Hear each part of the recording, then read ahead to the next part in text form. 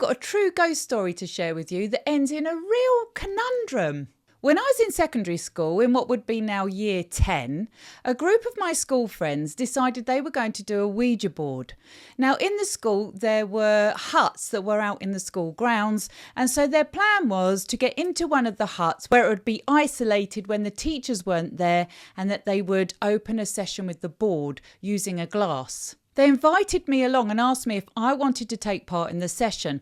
And I don't know what it was, but something really deep inside of me, well, I do know what it was. It was my own soul was communicating to me, no, you mustn't do this. This is really not going to be good for you. The upshot is that whilst these children had been doing the board, the glass they'd been using flew off the table, smashing, making them all petrified and sending them running.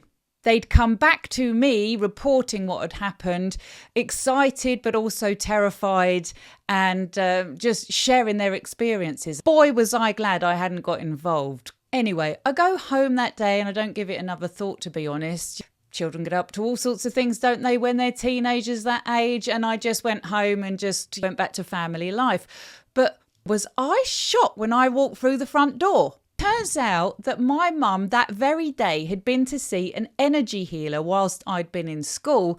The energy healer had been registered with the National Federation of Spiritual Healers, which is Healer UK here now. During this session, the healer had picked up on my deceased grandfather, Stan. I've made a video before about how Stan had communicated through myself at the age of 4. It seems my granddad Stan, he knew how to get through to people. Now, he told my mum that she was to go home and that she needed to tell me by no circumstances whatsoever was I to use the Ouija board. And that he knew that children at school had been using the board and that I must not get involved with it.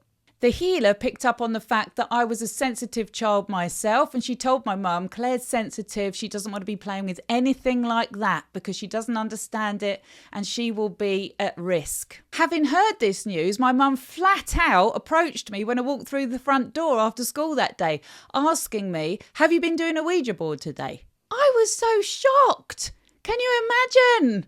First of all, I had to beg my mum to believe me that I hadn't actually got involved with it. I needed to spill the beans and tell her, yes, it had actually happened that day, but I had said, no, I wasn't getting involved with it and I hadn't done anything with the board.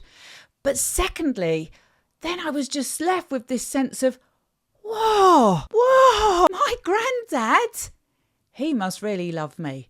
He is reaching out from the other side of the veil to let me know he can see what's going on here. He's not dead. That was the most brilliant evidence of survival.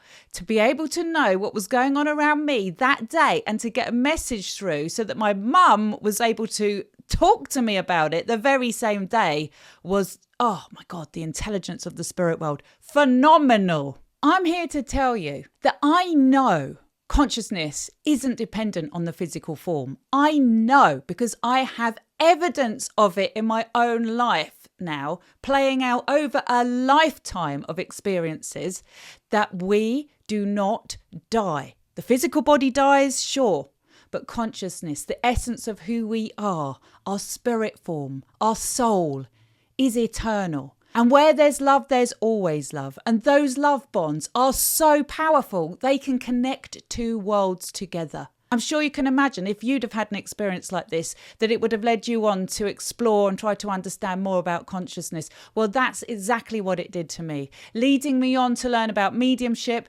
until I studied it and have become a professional medium myself. I've had so many experiences, I can share them here with you. And in fact, it's because you've asked me to, I am. The conundrum that I'm sharing with you is, how do the spirit world do this? How was my grandfather able to get through to my mum like that, to get a message through to me? I've got my own thoughts on it, but I'd love to know yours, because for some of you, I know it's going to be a real conundrum. For others, you might have knowledge that's really helpful to share with us all. Ultimately, when I share any story with you, it's because I want you to understand your own eternal nature. I want you to understand that the loves that you have shared, that you feel or may sense that you have lost, you haven't.